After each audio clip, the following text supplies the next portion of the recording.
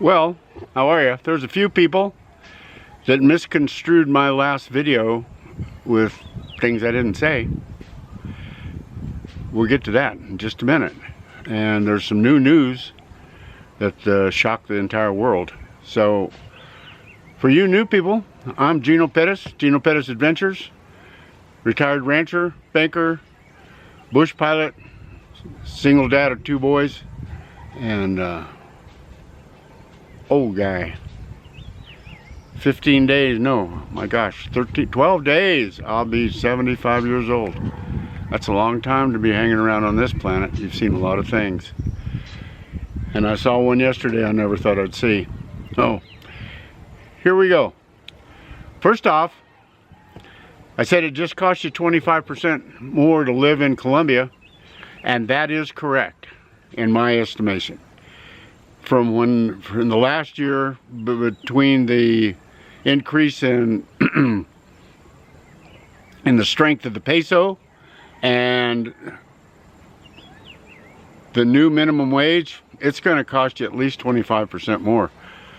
But don't take that wrong, because it's still a great place to live, and it's still cheaper than most places on the planet, and it's still more beautiful, and it still has more beautiful women.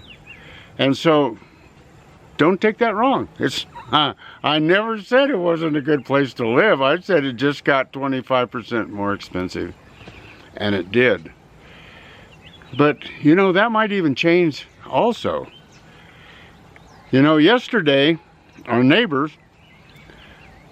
got their president snatched and taken away because he had warrants out because he is was a narco drug terrorist slash dictator slash just a pretty much all the way around bad guy.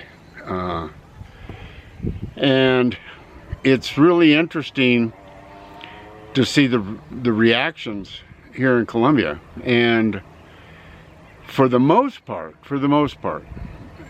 of the people that I know and the people around that I see on a daily basis,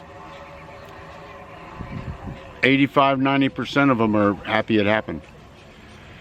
The president of Colombia put troops on the border because he was afraid that there was going to be a mass exodus of Venezuela. Boy, he got that one wrong. I think it's going to be a mass influx back to Venezuela. I know a couple of Venezuelans that live here in the valley, and they're telling me, I had one of them come up to me today and thank me for what President Trump did for their country. So, and that was unsolicited. I was just standing there and he came up and shook my hand and said thank you so very much. And he's going back in 6 months because he figures in 6 months it's going to be rocking and rolling, and Venezuela's going to be back making money, being able to eat, not being poor. He thinks there's a lot of stuff going to happen. That all remains to be seen, and our dear president's got his work cut out for him, because I don't think that, I have never seen that happen in the world before in my 75 years, where we went in and took out the president that was a narco boss and decided to run the country until we could have free elections for them. That's something. And to put the oil companies back to work when they were nationalized back in around 2000, and that wasn't all that was nationalized. There were a lot of ranchers that their land was taken. There was a lot of businessmen, their businesses were taken. Not just the oil companies, it was countrywide. And it worked for them for a while because of the price of oil and the quantity of oil that they were pumping. But then the oil sloughed off, and they still needed the money, so they started printing money. And you know as well as I do, when you start printing excess amounts of money, inflation will soon follow. And it followed in Venezuela to the point of it takes today an entire month's wages to buy a flat of eggs. Can you imagine? To buy 18 eggs, it takes an entire month's wages. So I don't know what those poor people are doing. But I'm here to tell you, it was a very good thing. And I think people around here are nervous, and well, they should be, because Mr. T said yesterday that it won't be a good thing if somebody's not careful. And I really can't go in. The last one of these that I put names into, I mean, people, I got demonetized. I mean, it really sucked not being able to tell you who I'm talking about, but you should be able to figure it out. Because a lot of the cocaine comes from here. And that's going to have to stop forthwith. So it's going to be an interesting time. It's going to be a real interesting time here in Colombia. It's going to be interesting to see how Venezuela rolls out. And I think we've just done a wonderful thing for the people of Venezuela. I think soon they will have a democracy, and soon they will be rolling in the money with their oil money, and they deserve it. This didn't happen overnight. The politicians in Venezuela screwed those poor people over. 27 years of bad actors.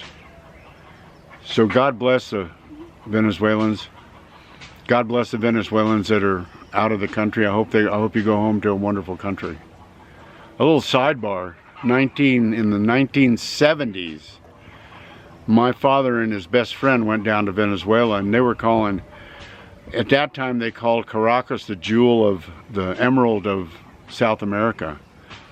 My dad was a big cattle rancher in New Mexico and sheep, and him and his buddy wanted to sell everything they had and move to Venezuela. And I'm really glad that they didn't. So that's a sidebar.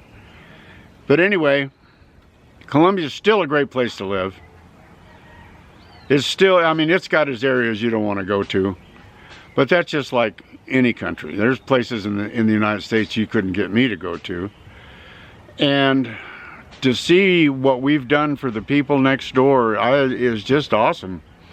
And to take control over our whole hemisphere, I think that's just, I think after years and years and years of us paying people money that hated us, I hope that stopped. And it sure was an amazing thing to wake up to yesterday. So God bless you all.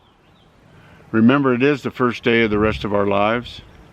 And if nothing changes, nothing changes. And God bless President Trump. We'll see you on the flip side.